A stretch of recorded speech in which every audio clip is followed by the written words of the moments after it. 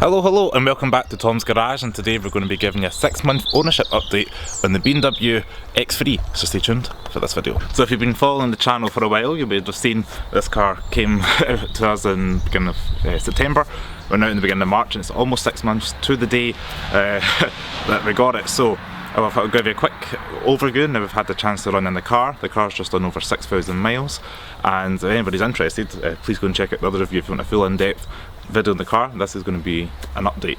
So the basics, it's a BMW X3 xdrive20d, which means it's a 2-litre diesel with about 190 horsepower, and real life MPG so far has been about 45-46, which isn't bad considering it's the winter months, it's cold, we've got the electrics on, heated seats and things like that. So you join me inside the X3 where everything's all well with the world. Only real kind of minor complaint I have is actually with the fuel gauge.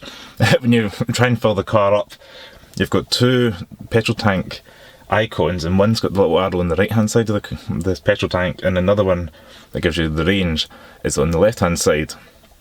And still to this day, after 6 months, I look at it and right now I've got 77 miles of diesel left, and I try and work out what side the petrol cap's at, because I drive a couple of cars, petrol cap's sometimes on the left side, sometimes on the right hand side. So for this car, it's on the driver's side, which is the right hand side of the vehicle.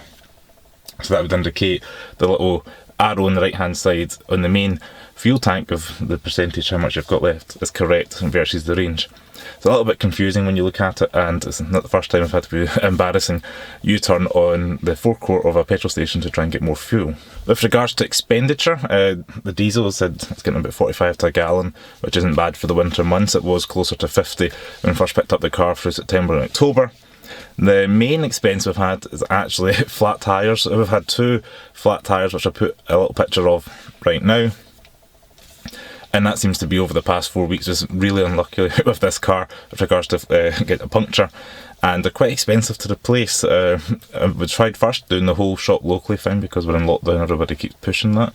Went to a local independent garage and it was like £242 for a tyre, which these are riding on 19-inch rims.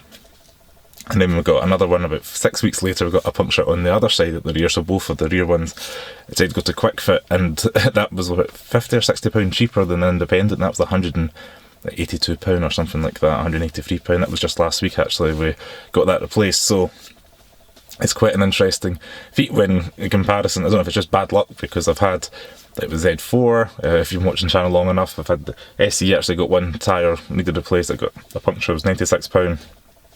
The RX and IS, never had any punctures with that, so that's a little bit of a word of warning for you guys. If you're thinking of getting an X3, maybe keep a couple £100 a month spare just in case you get an unprecedented expense like a flat tyre, because this is a brand new car.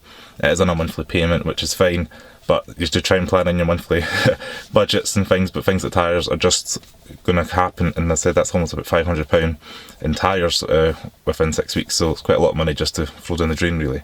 Also, if you're watching, you might not know where the boot cover, kind of parcel shelf, can actually go. It gets stored underneath beside the wheel nut. I never knew that until I need to get the tyres changed. So the little wheel nut itself is located where you lift up the boot, and the flooring, there's a little kind of area for the parcel shelf to go in, and on the right hand side there's a little circular area for the wheel nut, so if you're looking for your wheel nut, that's where it is. I found the X3 very practical. It's very boxy, very handy.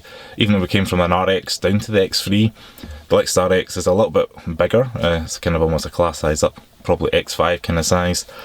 I've not noticed too much in everyday practicality.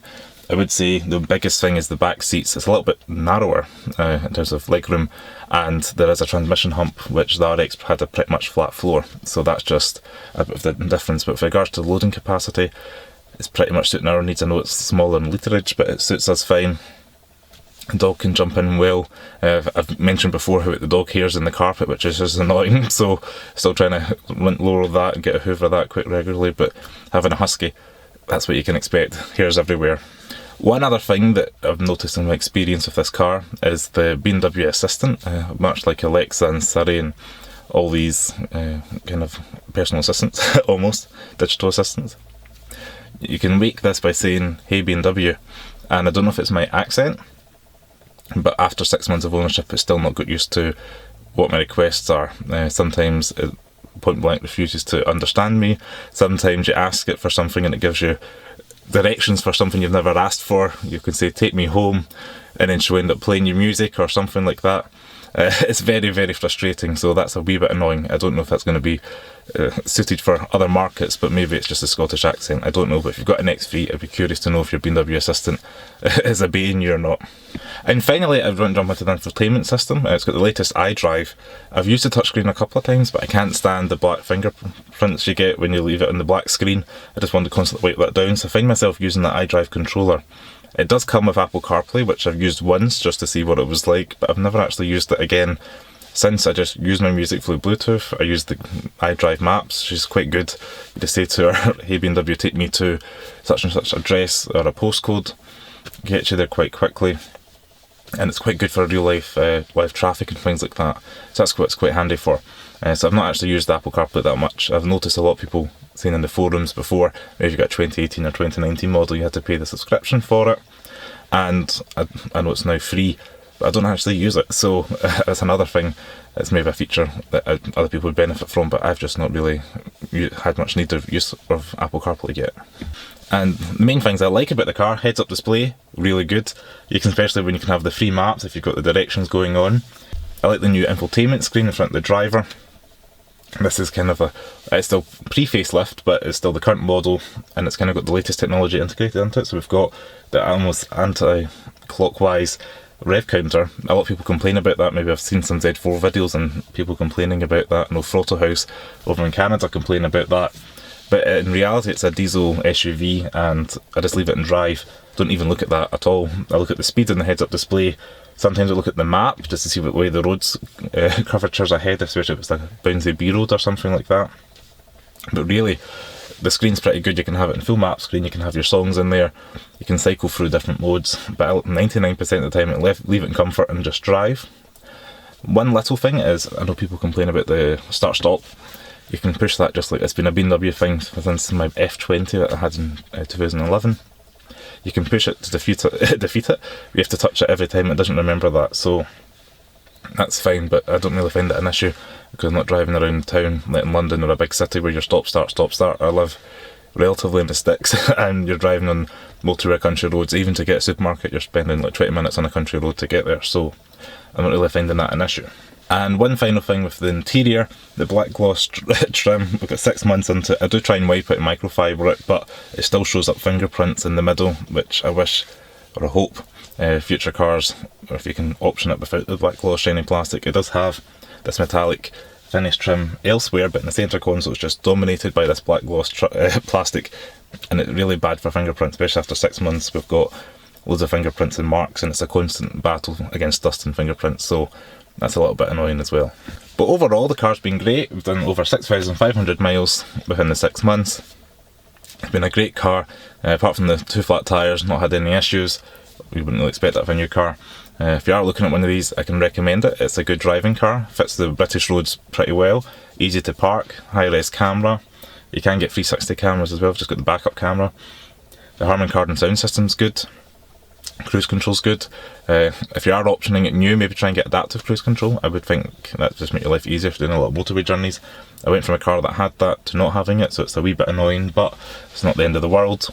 But in conclusion, the X3 is a nice, comfortable, practical, mid-sized to compact SUV, ideal for family, carrying dogs, efficient, which is what we need in 2021, relatively low running costs with regards to MPG. And if you just, as I mentioned, you balance a little bit of extra money every month put aside for things like tyres that you might not expect, and especially that service that will be coming up, I think in another 8 months away or something like that for us.